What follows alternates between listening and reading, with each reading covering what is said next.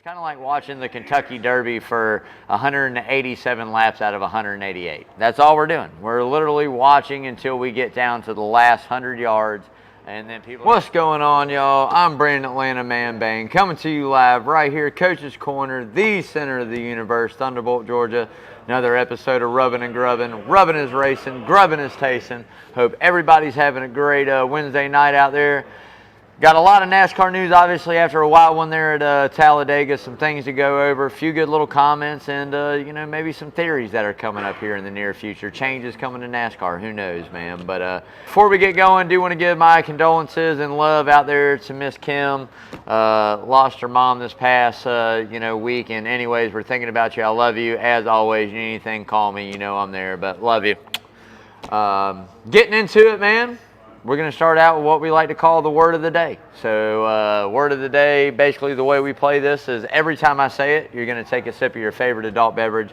Doesn't matter what it is. I say if you're under the age of 21, hey, man, you can play along. Kool-Aid, sweet tea, get a Red Bull, whatever it may be, man. Summertime's coming. Be here before you know it. So last week's word was speedway, or super speedway, excuse me. So I'm sure I said that a couple times. You probably had a pretty good little buzz going by the end of the show. This week's word is going to be...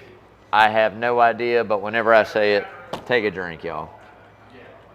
So getting into the NASCAR news, man, hey, Tyler Reddick comes home victorious there at Talladega. I tell you what, he survived the madness and the mayhem, found a way to sneak it through and bring it home, man, got the checkers. I mean, at the end of the day, it's what it's really all about. I think that's a 6th or 7th win there for 23-11. Very young team, but, hey, making their mark on the sport already.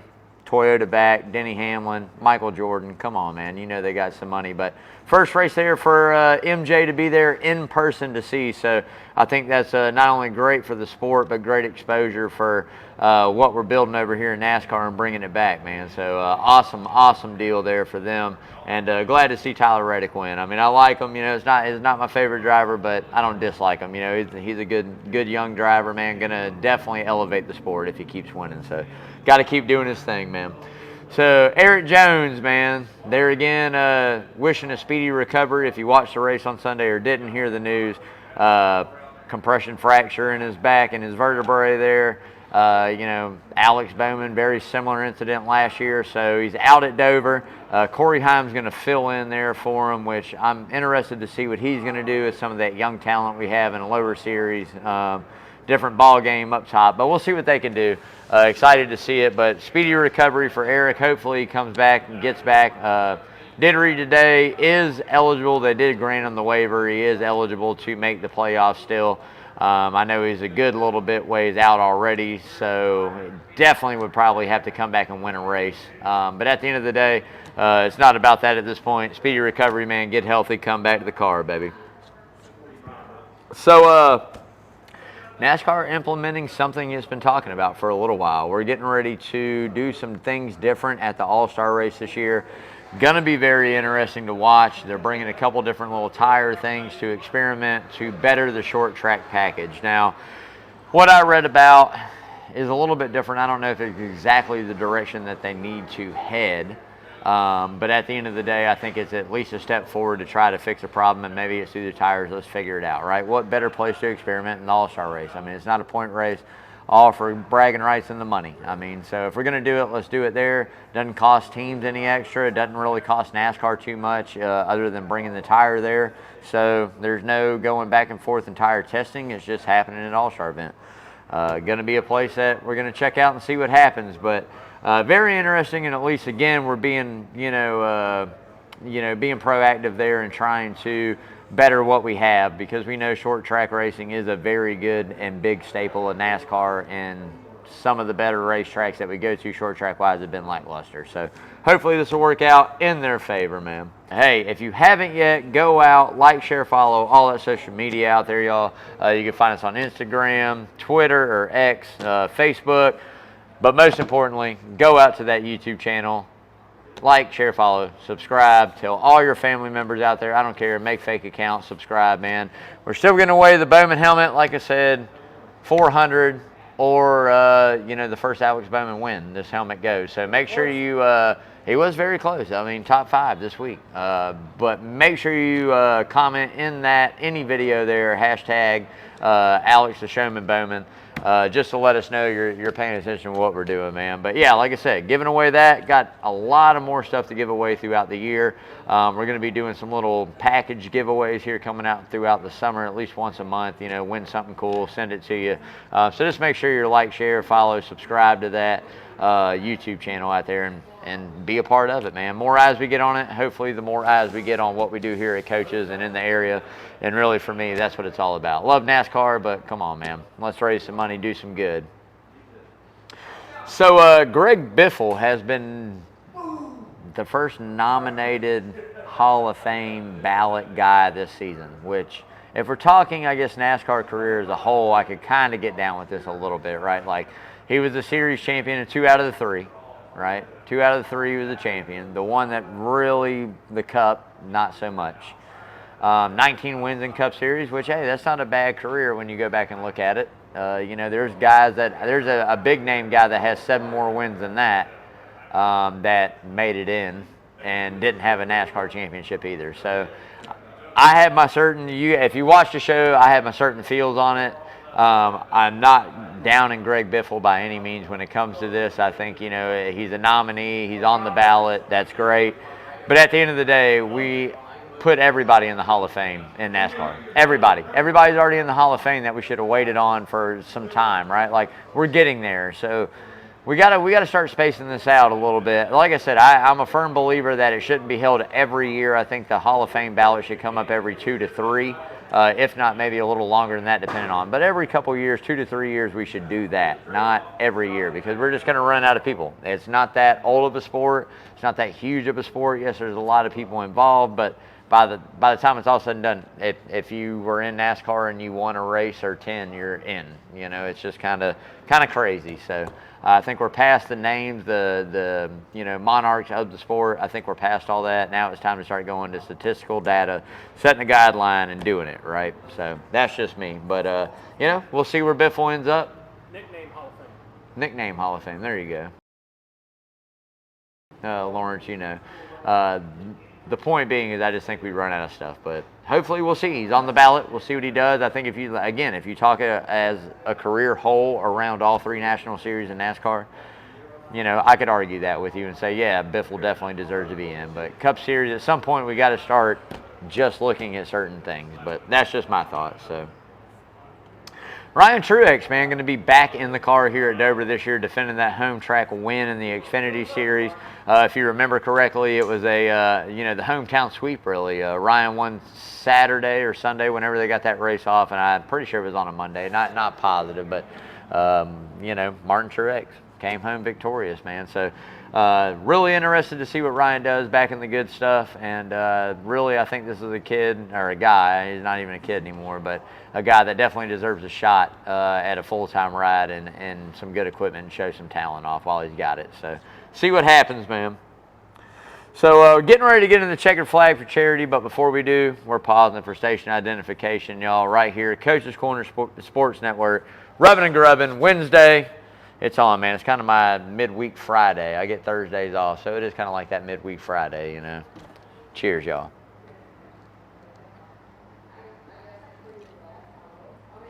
All right, so getting into the checkered flag for charity, we wrapped it up for Logan and everybody last week, you know, all that stuff going on. Great pleasure doing that. Going to be doing some other things here in the near future. We're shooting it back and forth between some people involved here at Coaches, but by next week, I'll have something that we're coming up with to throw it in. But even though we don't have anybody right now designated, whoever it is, this will end up going to.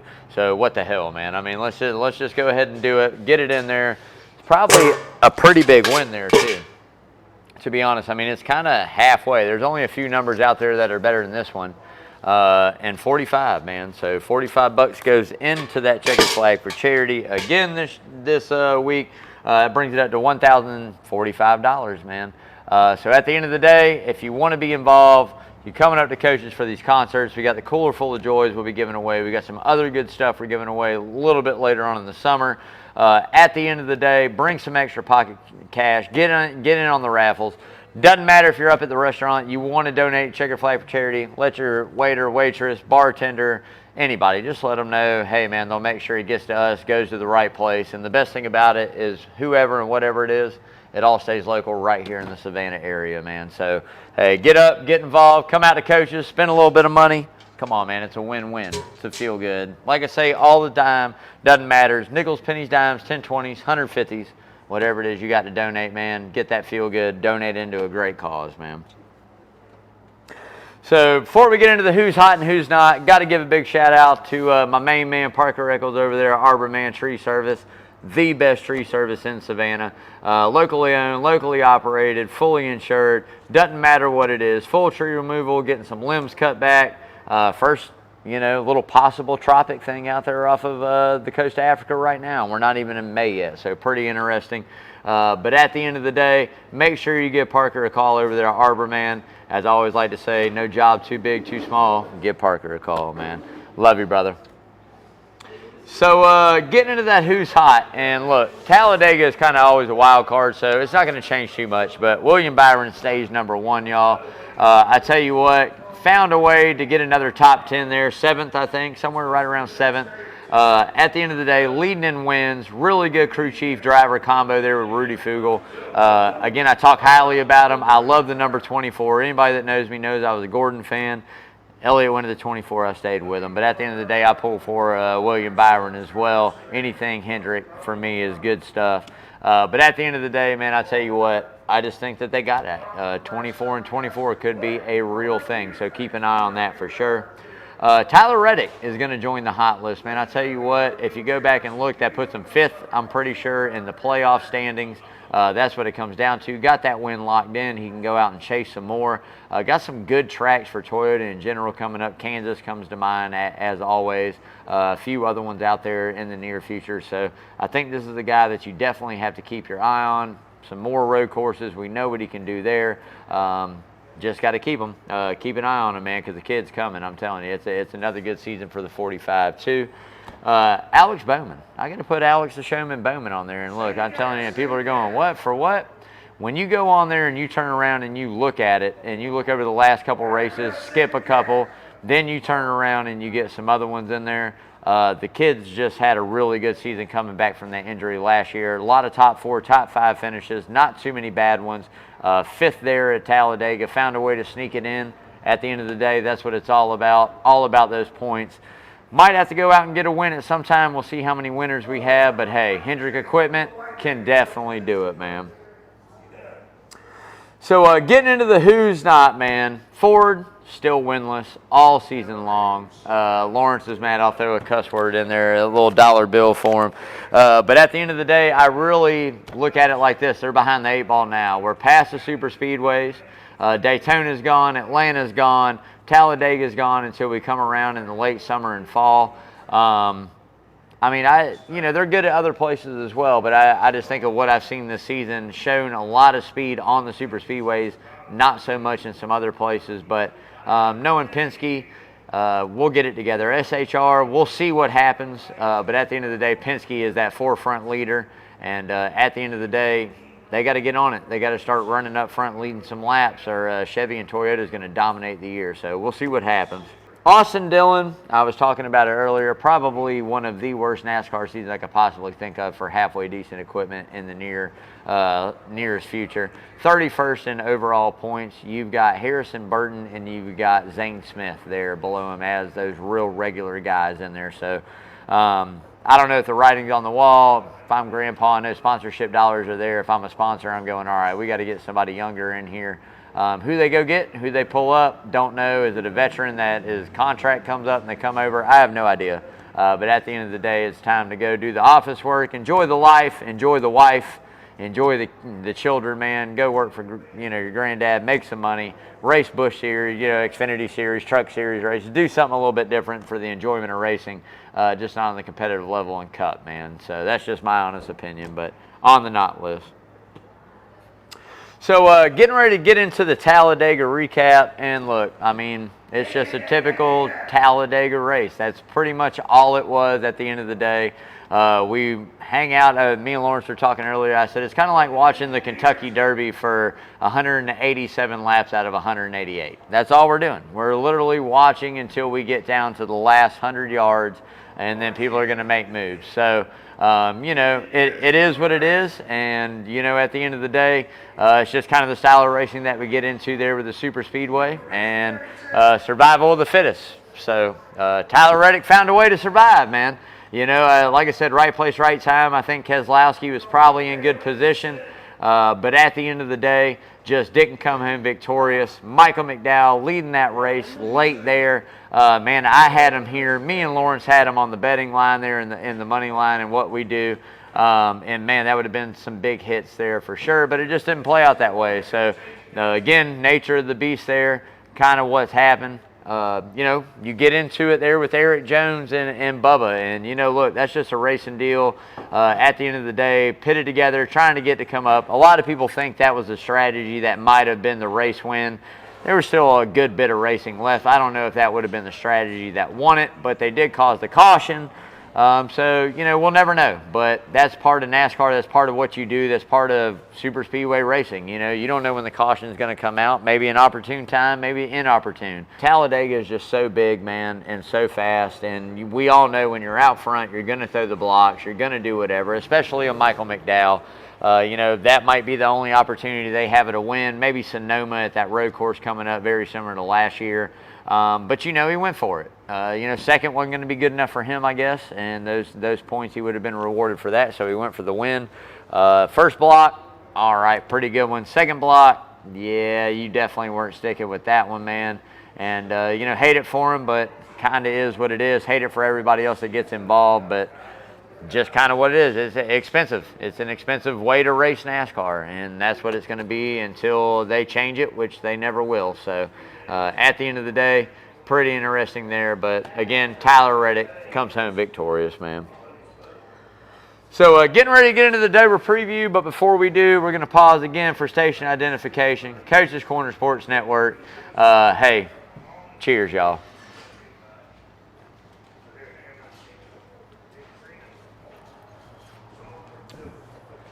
Oh, yeah. We'll take the freshie. There it is.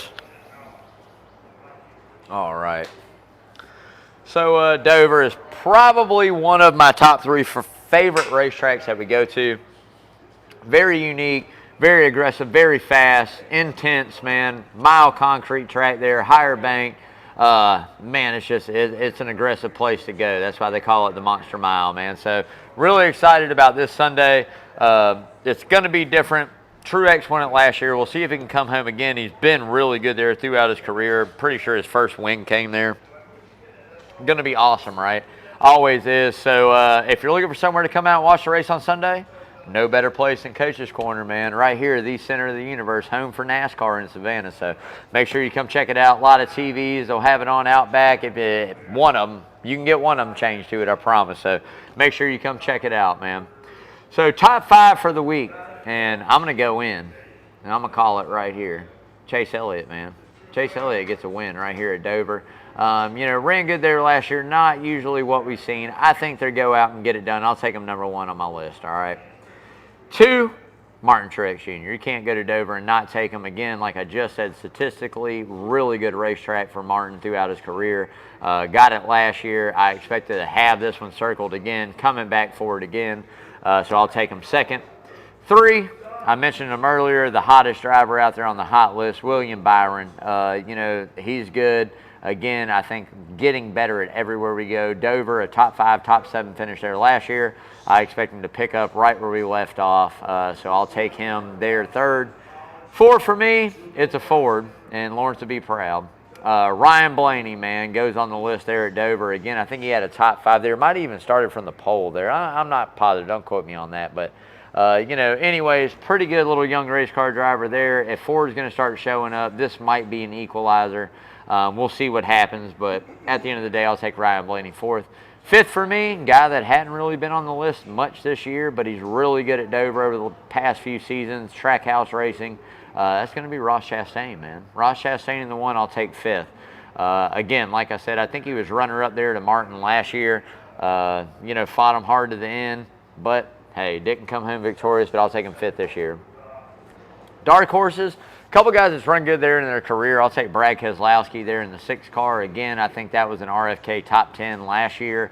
I expect him to make, you know, a few more advancements this year, and again, a good track for Brad in a way. Not one of his best statistically by no means. I'm not sure on that positive, but at the end of the day, he had a good run there last year. They built on it. I expect him to come back strong. Josh Berry, top 10 there at Hendrick when he filled in. Runs pretty decent there at the end of the year. I think it's a short track deal with Josh Berry. I think Dover is a place that you can definitely get some things tuned in and toned in. They haven't been extravagant in too many races this year. They hadn't shown that much speed, but I expect Josh Berry there to turn it around and have a good run. Last but not least, I'm still waiting on it. I think it's going to be next week. I called it, I'm pretty sure, at the beginning of the year. But 54 Ty Gibbs here, pretty good run last year, top 15, I think 13th, 12th, somewhere around in there. So at the end of the day, has some experience there, shown speed all year. Those would be some good dark horses to keep an eye out for, man. So getting into the money line, presented by Redfin Polarized Sunglasses, the best polarized lenses on the planet. I love my Hatters. I rock them every single week that I got them. Probably some of the best sunglasses I had. Like I said, doesn't matter if you got money on the line or a wall hanger. Make sure you see it clearly with the best polarized sunglasses on the planet. Made for the woods, made for the water, made for the date night, man. A lot of different styles, a lot of different lens colors to fit all your water needs. And at the end of the day, like I said, go check that website out. You can use code Rubbing and Grubbing 15, save you 15% at checkout, man. So as always, live life fins up, Redfin Polarized, baby. So getting into the money line, man, and I didn't even write anything down, didn't even really look at the odds, but I'm going to tell you like this. We were close last week. We were really close on that money line. We still did hit with Bowman at plus 425, which was a little bit of a make back. But we did have McDowell to win and top 5 to win at plus 2,000, to go top 5 at 375. So, man, it would have been a big payday. At the end of the day, it just didn't work out that way. We had it till we didn't. So this week, again, Truex, you know, Denny Hamlin, Christopher Bell. I mean, a lot of these guys are going to come in with some good odds. I think they got Larson favored, which blows my mind. It just really does. I know he's going to run good everywhere we go, but there's some guys out there I would definitely take, again, at Dover before I take Larson. And I think it's just one of those weeks I got an intuition. Something bad is going to happen for him again. I hate to say it, but something bad is going to happen. That's why I didn't put him on the hot list, you know, at the end of the day. But you know, you go by it. I'll lock in a couple Hendricks cars there, a couple Toyotas for sure. If I can get a Ford a little deeper in the field, like maybe a Logano or, yeah, even something best with some good odds, I'll take that. And there again, we always got to take that guy. I mean, there's some guys out there that have a knack to run this, you know, track. Daniel Suarez has been successful there, you know, over a few years and had some good runs.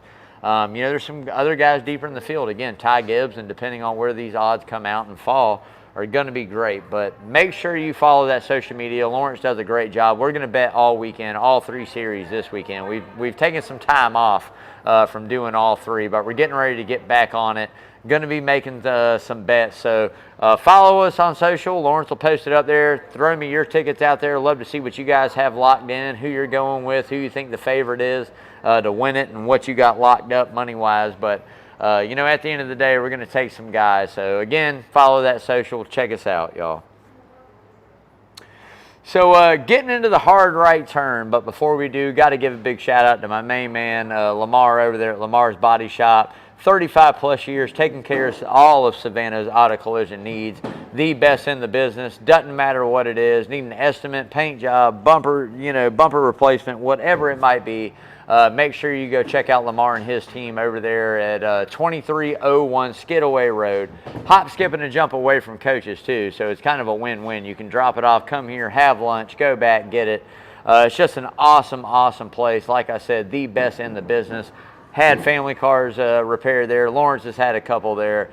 These guys don't cut any corners. They shoot it to you straight. And like I said, man, why settle for par? Go see Lamar, baby. Love you, brother. So getting into the hard right turn, man, and it goes back to the tire compound conversation we were having earlier. Now, what they're doing at North Wilkesboro is a little different. It's a couple different compounds on slicks and a couple different wet compounds, which are interesting, right? But I think when we get into it and the gist of it, that's what you got to prepare with, and I think a lot of people fail to realize that. Now that we have wet weather tires in NASCAR, it's not like we can just bring a wet weather tire, right? Because soon we'll be going, well, what if we run a different tread style, or what if we run this? And that's exactly what we're getting ready to get into at North Wilkesboro. A couple different compounds and things that they can run there. I think that we have to bring multiple compounds. Now, what the right amount is, I don't know, whether it's 1 or 2, a softer and a harder, whether you bring 3, that's a combination of all. I think the middle compound and tire where you could really play with air pressure and kind of figure out, obviously, and camber in the car and different things. But at the end of the day, it's interesting. They're making the move. It's not costing teams anything extra. It's giving them the option. Now, what kind of data are we really going to get off of this is what I'm interested to see, because once you choose a compound, you set a compound, are you really going to go away from that? That's kind of what you set your whole car up to. So I think the start of the weekend is where we should have that, which I'm pretty sure that's what they'll do. You'll get some good data there through a lot of different teams and manufacturers, which I think is key. A lot more than what you do is just a normal tire test with 3, 5, 7 cars, right? You got all of them, the whole all-star field. You'll get a whole race on it. Just going to be interesting. I think that in the future, as we move forward, we should really kind of get into the place where what we do is we bring these compounds, right? Until we can get it figured out to where one works everywhere. I think that there's other directions we should head as well. The horsepower is a big key. I think maybe even being able to play with the suspension a little bit more on a short track, with the next gen car. I mean, there's just so many options out there that we can try and do that are gonna make the race better. That's the whole kicker for me, right? It comes down to making the racing better on the short tracks, because Martinsville, let's be honest, I think what we saw this past spring, this last Martinsville race has been the one that was great, right? Has been a really good one out of the next gen air that we've had. Now, it's still not old school Martinsville.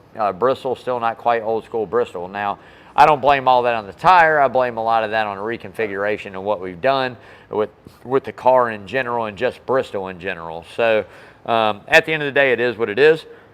But definitely want to see some options if that's the direction we're going to head. Can't hurt the sport. I don't want to see it on all mile and a half. So I don't want to see it, on our main staples. Now, road courses, sure, depending on what we're going to make or bring, sure, if you want to do that, wherever. Just certain tracks, no, I don't want to see it. But I think for the short track program and what we have going on now, it is definitely a bonus added in to not only NASCAR, but the racing and race fans. So hopefully they get it figured out. I'm interested to see what goes on. It's been a hot topic. Denny's talked about it. A lot of drivers have talked about that and horsepower and how we make it better. And I think NASCAR really needs to take into consideration what these guys are saying and use it to their advantage to better the sport and advancement of the next-gen car. We're on year 3 now. I think that by year 3 we're seeing better racing. We're figuring out a little bit more on the car. But again, as any other sport, especially in auto racing, it advances so quick. What you did last year, there's some things out there this year that you never even go back to ever doing that ever again. It just works that much better. So, again, if the tire compound is the thing that they do, I'm down for it. Let's just get it fixed, man. So that's going to do it for the rubbing. We are on to the grubbing. And before we get there, man, we're going to pause. Station identification. Last time, Coach's Corner Sports Network, baby. We got Coach Carl DeMasi in the house. He's somewhere around here coming on right after rubbing and grubbing, which I love. An amazing time, as always. So on to the grubbing. One of my staples I hit up quite often. We got the Gamecock sandwich, man. I went Texas Pete and butter, loaded all the way. Tomatoes, pickles, or no pickles, excuse me. Onions, tomatoes, lettuce. I got the ranch. I got the fries. I'm in it, man. I'm in it to win it. I'm hungry tonight, too, so I'm going to be tearing this up. But, again, if you guys hadn't come out here and checked out the food menu, you have to. Coach's Corner, the best sports bar in Savannah. Really, I like to say in Georgia, to be honest. It is the best Braves bar in Georgia. We just got shamed on that one. So we're going to start our own little poll around this area and see what happens. Wait till October and it'll be like, what, do they do this at this certain place in October? No, what it is just people go there to watch the game. But that's all right. We got our people here. And at the end of the day, best sports bar, man. That's where we're at. Coach's Corner, the center of the universe, Thunderbolt, Georgia. Come check it out. Again, Coach Carl DeMasi coming on right after Rubbing and Grubbing here in the Sound Garden at Coach's Corner, keeping you up to date, everything sports-wise, local, getting into that baseball season. Braves are on fire. We're chopping on, kicking ass and taking names. Max Fried last night just lit it up, man. A complete game there. Greg Maddux-esque, if you will, right? I mean, what did he give? Six hits up, 9 innings? I mean, come on, man. On top of it, complete game, man. There we go. That's what I'm talking about. More of it. Stay tuned with the Braves. Coach Carl will keep you up to date on all that. But make sure if you haven't yet, go out, like, share, follow, subscribe to that YouTube channel as well with Coach Carl out there. Again, just a great ambassador of local prep sports, and the man knows his ish. So definitely make sure you stay tuned in tonight. Catch Coach Carl right after Rubbing and Grubbing. That's going to do it for me. I'm getting ready to get down on some more French fries and this chicken sandwich, a couple more cold beers. But this is where I usually like to speak on just, some social, personal stuff, or, just people in general. Some humanitarian work right here, man. So, this week I think it's really important for everybody to take a step back from everything they have going on at some point in time and taking some time for just strictly themselves. Get some things figured out. Get the direction that you're really wanting to head. Maybe it's something that you've been wanting, that you've wanted to do your whole life, that you've wanted to set this a time for, and now you've kind of fallen into something where you have time allotted to do. I think it's very important to go out and do that. Give yourself that time. Whether it works, it doesn't. If it does, that's great. You can always go back to doing the things that you did, right? But you'll never know if you don't try. So this week, anybody that's watching, go out there, try something new. Try a new food, try a new beer, try a new shot. Try whatever it may be that you want to try that's new. Set some goals, man. Stick to them. Big ones, small ones. Check them off the list as we move forward. See that progress, man. Let's all grow as humans. That's what it's all about. Hey, man, thanks for tuning in to Rubbing and Grubbing. Love you guys. Thanks for the support. Share it, follow it, subscribe to that YouTube channel, man. Let's get after it, and let's go see who gets this checkered flag at Dover on Sunday, man. Cheers, y'all. Love you guys.